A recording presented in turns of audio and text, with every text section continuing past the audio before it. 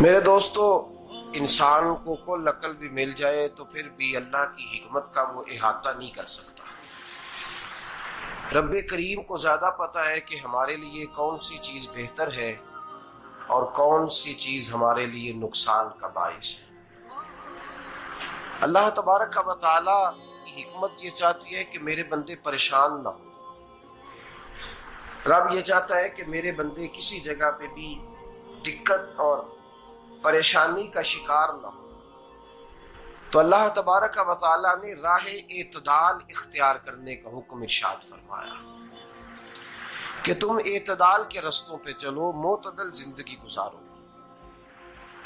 افراط و تفریط سے بچو۔ آج جس معاشرے میں ہم وقت گزار رہے ہیں، اس معاشرے میں ہم اس بات کو سمجھنے سے قاصر ہیں کہ اصل ہمارا مسئلہ کیا ہے۔ ہمارا اصل جو مسئلہ ہے اس کی شناخت ہمیں کیسے ہوگی اور ہم پھر اس تک رسائی کس انداز میں حاصل کر پائیں۔ ہم ہمیشہ اپنی آمدن بڑھانے کے چکر میں رہتے ہیں، ایک کام اور شروع کر لیں، پارٹ ٹائم جاب شروع کر لیں، کوئی سائیڈ بزنس اس کا آغاز کر لیں۔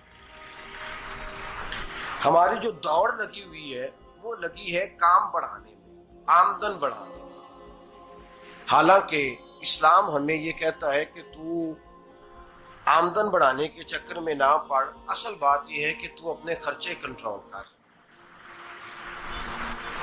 تنگ انسان وہ نہیں ہوتا جس کی آمدن تھوڑی ہوتی ہے، یہ توجہ کیجیے گا میری بات، یہ قیمتی بات ہے اور گفتگو ساری کا لب لباب ہے۔ تنگ بندہ وہ نہیں ہوتا جس کی آمدن تھوڑی ہوتی ہے، اصل پریشان وہ ہوتا ہے جس کے خرچے زیادہ ہوتے ہیں۔ اور ہمارا جو روزمرہ کا نقصان ہو رہا ہے نا، وہ آمدن کے معاملات میں نہیں ہو رہا۔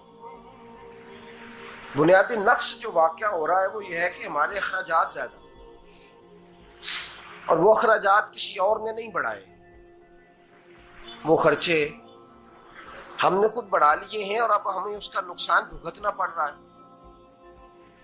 اور اگر آپ صحیح معنوں میں ٹٹولیں تو جو بہت امیر لوگ ہیں وہ تو ان خرچوں سے بچ گئے۔ میں نے بہت سارے ایسے ختمات میں شرکت کی ہے، میں بہت ساری ایسی جگہوں پہ گیا ہوں کہ جہاں لوگوں نے بڑا مختصر سا ختم دلایا ہے تو ہو گیا ہے ختم۔ ختم کے معاملے میں کب کسی نے پابندی لگائی ہے کہ اس میں 200 آدمی شریک ہوگا تو تب یہ سال ثواب صحیح ہو سکے گا؟ کون کہتا ہے؟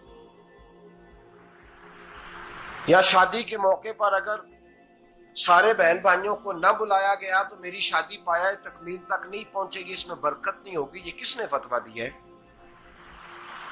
معتدل زندگی کا اسلام حکم دیتا ہے۔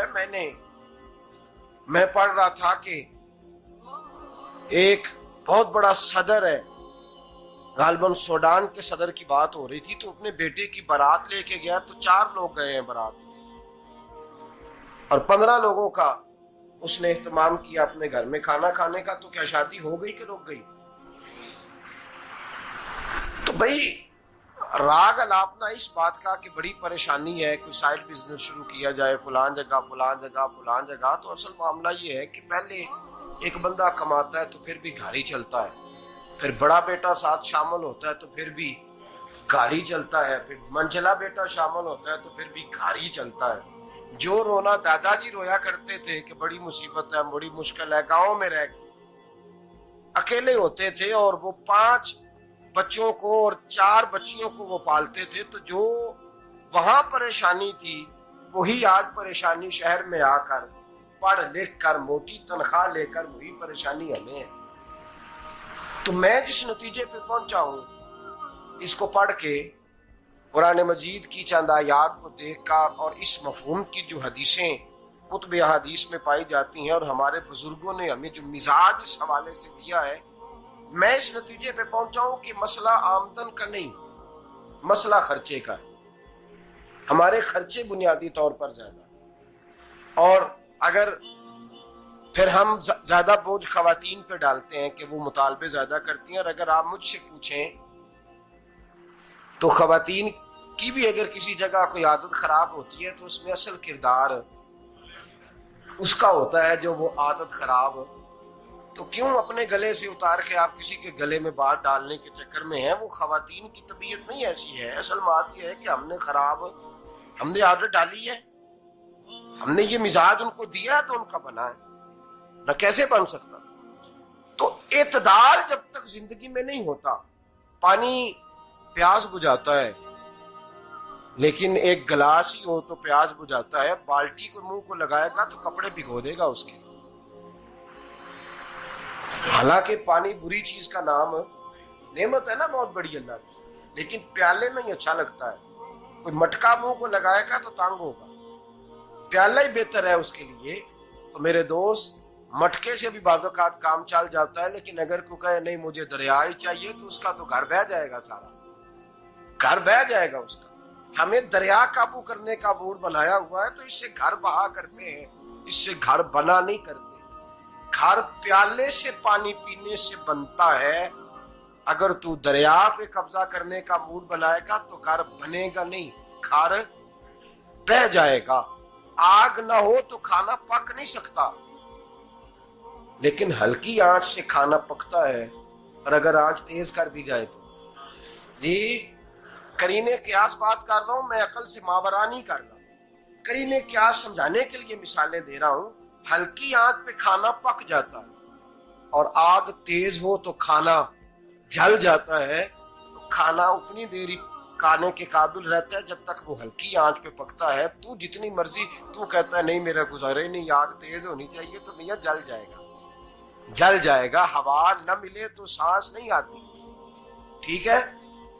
آکسیجن نہ ہو تو سانس، ہوا نہ چلے تو گزارا نہیں ہوتا. لیکن اگر تیز چلے نا، اگر تیز چلے تو آندھی اور طوفان بن جائے تو چھتیں گرا دیتی ہے، جانیں لے لیتی ہے. ہم ہیں طوفان کے چکر میں، ہم ہیں دریا کے چکر میں، ہم ہیں بڑے لاؤ کے چکر میں. تو میاں ہلکی آنچ ہی اچھی ہے، یاد رکھ. اور ایک گلاس پانی کا اعتدال سے ملتا رہے تو وہی ملتا رہے، ضرورت کے وقت وہی بہتر ہے. تو پورے دریا پہ قبضہ کرنے کا پروگرام نہ بنا، تانگ ہو جائے گا. اور میرے عزیز یاد رکھ، ہوا سانس لینے کے مطابق ملے تو وہی اچھی ہے، جو سانس بند کرنے پہ آ جائے وہ ہوا اچھی. ہم نے چکر چلا لیا ہے کہ زیادہ پیسہ، راتوں رات پیسہ، لمبا پیسہ، یہ پلاٹ بھی میرا، وہ پلاٹ بھی میرا، گجرانوالہ بھی، گجرات بھی، لالا موسیٰ کھاری اور پنڈی تک جہاں میں جاؤں میرے نام کی تختیاں لگی ہوئی ہونی چاہیے. اسلام منع